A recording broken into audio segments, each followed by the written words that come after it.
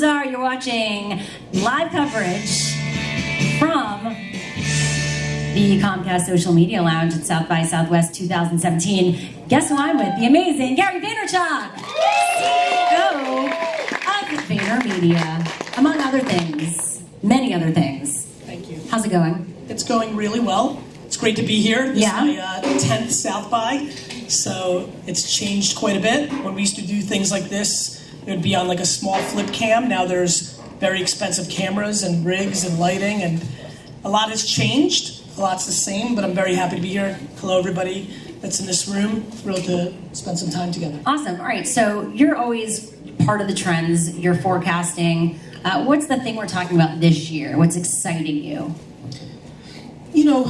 I don't think, listen, the fact of the matter is 9 years ago, Twitter exploded here, and then all of a sudden, South by had to be this place where things got launched. The reality is, really, besides Twitter and Foursquare, nothing's ever been launched here, right? So this is an opening for you. Why don't you launch No, but I think like this notion of like what's exciting, the same stuff that's always been exciting, which is I'm not super worried about features or what's getting covered the most by the media. I'm worried about where consumer attention is and how do I storytell natively to that platform in that environment. So things that I'm not excited about are consumer VR. I do not think consumer VR is here next week. I think we, especially if you're at South by in this lounge, we're excited about it. We understand the technology is there. It's exciting, but the day when an American or a human being spends 3-4 hours a day in contact lenses and lives in a virtual world is much further away than the people that are in that industry wish it to be. The things that excite me is that Facebook ads are underpriced and Instagram and Snapchat influencers are underpriced, and most people just have opinions about it, even very bright people in this room and the people watching at home, and there are very few practitioners in March 2017 marketing, and that's what excites me, because when you have lack of practitionership, there's an ability to exploit those opportunities if you're deeply grounded in those principles. It's funny because some people actually think there was a bubble. I think there's always going to be those case studies or those circumstances, of like the influencer marketing bubble. Influencer marketing hasn't even started. Even though it's a 1 to 3 best on people's best guesses $1 billion market, the reality is that influencer marketing has always been here. Like John Wayne smoked Lucky Stripes. Somebody we're paying attention to doing something with a brand is tried and true. It's just that Instagram and Snapchat and Facebook and these platforms are at such scale of distribution now, and there's no middleman. NBC and Comcast used to get the middle price. Now the platform is the distribution, and the end user is getting those economics directly with the brand. So we're living through just the early stages of that genre, because that's just tried and true. That just always has been here. It just looks a little bit different than we saw it 40 years ago. Now, you're an influencer, you could say, but you're also a CEO, you're an entrepreneur, you're a businessman. How do you balance between your own personal brand and then, being responsible to a company and employees and all that? I run my company. I'm the CEO of an 800-person, $130 million a year business, and that takes up all my time. The Gary Vee thing is my side hustle. I have a team that records content in vlog form. He's right here. That guy. He literally does he just travel with you? Yes, D-Rock is the person I love the most. D-Rock is with me all the time, and it's my hack. I figured it out. D-Rock films. We make a vlog. In that, we have 18 hours worth of content that's happening. A lot of those turn into my Medium posts. A lot of those turn into my meme videos. A lot of those turn into my audio podcast. I don't have time to build a personal brand. I don't have time. I live my life as an entrepreneur, and I don't win on being attractive or funny. I win on being an operator and being right about things that are happening, and that's just my day-to-day life, and then we produce it at home. But I spend all my time running my company, and when I do public speaking, that's business development for VaynerMedia. It's a lot more fun to get a $3 million scope doing a keynote at the ANA than being part of an RFP process. That's just smart business. Yeah. So I think being an influencer, first of all, 99% of people that say they're an influencer in their Instagram account are full of shit. And for the 1%... Well, don't put that on your Instagram account. I'm an influencer. Many do. And then I think the ones that, being an influencer means that you're bringing value to people as a person living and creating content through these platforms that people are paying attention to. And so you've got to have a lot of talent to actually win that. For every Logan Paul who I see in the background, there are 8,000, 80,000, 800,000 people that aspire to make videos and pictures on Instagram and make a living out of it. And the reality is they're not interesting enough or smart enough or talented enough. So it's just supply and demand of, are you able to have somebody's attention? And what is someone supposed to do if they don't have a person to run around following them on a camera? Do what I did for the first 30 years of my life. Build a business that allows you to afford one. That's good advice. I think this, Shira, I think a lot of people forget about my narrative because of my spiel in this genre. I spent the first 15, 16 years of my life building an actual wine retail business before I even said one word to the world about my business thoughts. I didn't come out the womb and say I'm an influencer. I built an actual business and I talked about building businesses. You know what, but the platforms weren't there yet, right? It evolved. That probably helped me in some ways. Because they weren't there. And by the way, they were there. So a lot of people here, there's a lot of OGs in here. Blogging was very real in 2002, 3, 4. I passed on that because I'm not good at writing. And if you can't write, you're not going to be successful in blogging. And so the thing I tell everybody in this room and people watching at home, self-awareness is a big part of this as well. You have to know what you're good at and what you're not good at. The amount of people that have started video shows because they hear video marketing is good, but they're scared to be in front of a camera and they're awkward, that's just not a good strategy. It's not your normal place. You have to know yourself. And so even though the mediums were there, I could have been a blogger. I just knew that I couldn't communicate very effectively in the writing format, and so I punted it, kept building a business, and then when short form Twitter, when video for YouTube came out, I'm like, that I think I can do, and that's what I jumped into. You talk about hustle all the time, right? And so at what point in the hustle, if it's just not working, do you say maybe I need to move in another direction? That's hard. I went to tell somebody that to quit off of their dream or what they want to do is very difficult because the reality is it could have been the next day that something good could have happened and you just jumped off. At the same token, I equated to American Idol, rehearsals where people really think they're great at singing and they suck shit. I think that there's a lot of people who think if they just keep doing it, they're going to break out and be a micro celebrity, and they're not going to because they don't have the talent. I think that's a very personal answer, Shira. I don't think I have the answer even if I really know somebody. It's a very difficult one. That's one that I don't think I'm in a position to First answer. time, Gary does not have an answer. I don't answer most things. I think, for people that follow me, I stay very narrow, very deep in my lanes. I don't know most things. What I do know is attention of end consumer. What I do know is what you're up to, what you're not going to do, and what you're going to do, and that's what I trade on, and that's a good place to play. So speaking of that, what are people doing now? What are people wanting? What does everyone have to take notice of now? Where is Gary playing? I mean, this is a mobile-only world, in my opinion, and here's what I mean by that. When I trade attention, nothing's dead. Billboards aren't dead. Radio's not dead. Television consumption is not dead. It's the advertising behind them that you want to drive your business results that needs to be debated.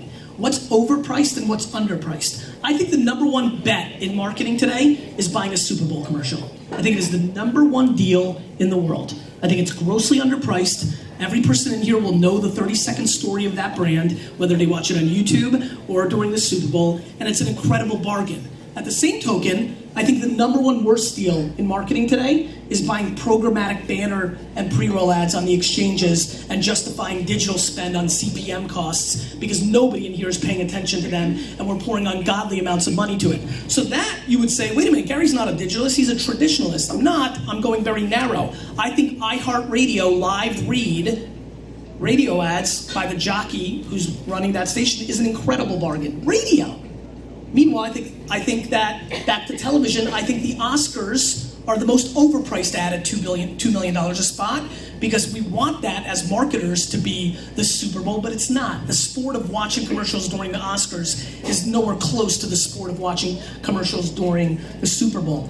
So for me, it's mobile only. Mobile is the only place where there's true, besides Super Bowl, underpriced attention. You've got to be very narrow within that. I'm obsessed. I think everybody in here will regret not spending more money on Facebook ads during this period, because the average $6 to $14 CPMs that you see today are going to be $50, $60, $70 in 4 to 5 years, and everybody's going to cry. That there's people that think Facebook ads are over right now that are just non-practitioners. I mean, this is back to my opening line. There are people in this room that have opinions on VR, on AI, on Alexa voice, on Snapchat ads, on Facebook ads, and they've never executed in those environments. I think it's massively important to be the architect and to be the plumber and to be the mason. And I think that's what's lacking, Shira, and something I've always relied on, which is I'm trying to be strategic, but I'm executing my shit daily. The biggest reason I build a personal brand is so I use Instagram, Snapchat, Musical.ly, Facebook, Twitter every day. Every feature, every time. It keeps me a strong strategist because I'm in my shit, not pontificating on TechCrunch. There you go. That deserves an applause. Come on. So what platforms are you excited about right now? I mean, you are everywhere. Facebook. Yeah, Facebook. I'm heavily excited about Facebook. I'm excited about Snapchat because everybody thinks that it's over because Instagram stories, and yet there's tons of attention there. And the marketplace to buy filters there is $5 an hour for 20,000 square feet. If you're a smart marketer, buying filters on the open marketplace in Snapchat right now could be remarkable if you care to sell to people under 35 years old. Influencers on those two platforms.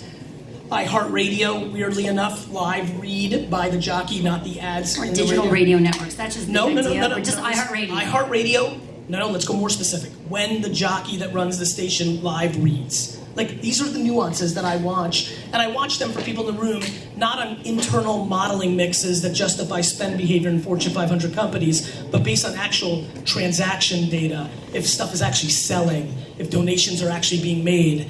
It's another important part that we should be spending more time on. There are people that literally justify behavior based on views and likes and following count, and that is just... That so lacks what do you justify? Engagement? Sales. Selling shit, Shira. Yeah, you want to make money.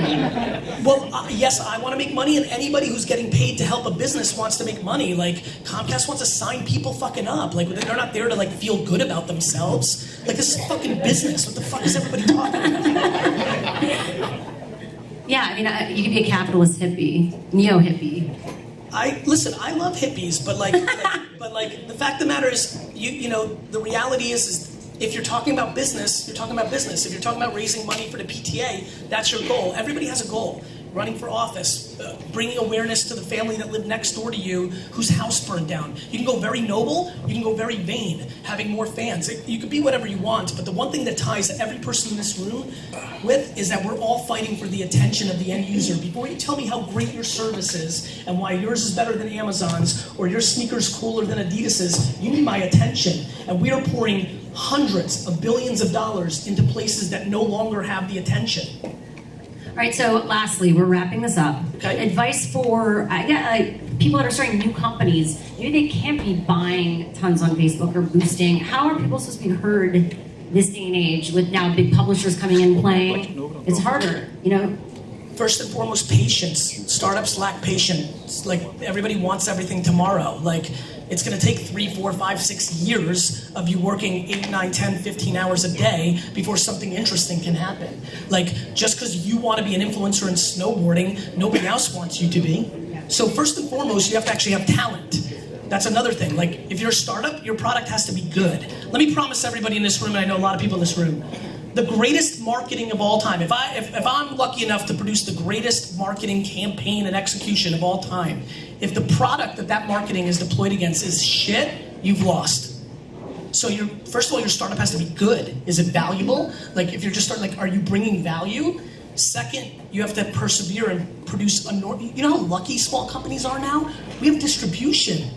We have, like, be a practitioner. Know that when you post a piece of content, so many people come up to me and say, Gary, it's so hard. I look at their Instagram, and they're not posting any of their content with hashtags, which is a by accident way to pick up exposure in a world where they have no money. When you have no money, when I took over my dad's business, I did $3 million a year, 10% gross profit, $300,000 before expenses. My first year marketing budget was $14,000. When you have no money, and I built that business from a $3 to a $60 million business in 5 years, I had to make every penny perfect. So I was right about email marketing in '96, and I was right, and because of that I had 91% open rates. When Google AdWords came out, the day it came out, I paid 5 cents a click for words before anybody bid me up, and I was super right, and that worked. How much is that luck versus preparation, and do you ever get anything wrong? What do you do when you make a mistake? I get everything wrong. It's just that I can't recall it because once it's wrong, I'm moving on to the next thing. Like dwelling on what you fucked up on is the quickest way for the next thing not to work. Right? Yeah. So I think I do everything. I mean, you know this. This is a fun thing to say. Some people in the back know this. I was a breakout YouTube star in the first year, 2006. I decided that the right strategy was to leave YouTube completely and go to Vidler because Vidler offered me equity in their company, and I've left an enormous amount of attention. I deviated from my intention thesis to do short-term economics and equity in a company, and I lost. When D-Rock finally came in my life 2 years ago, we started to try to build up my YouTube for the first time. I was sitting on 40,000 followers in a world where I could have had millions if I just stayed the course. So I make mistakes all the time. I'm reorging VaynerMedia every day because it's based on a mistake I made the prior year. I just don't give a fuck about my mistakes. Everybody else cares about your mistakes. If you're worried about your own mistakes, you've already lost. That's awesome. Thank you. You're welcome. Gary, it's a great way for us to leave it off. You are amazing. Gary Vaynerchuck, everyone. Thank you guys.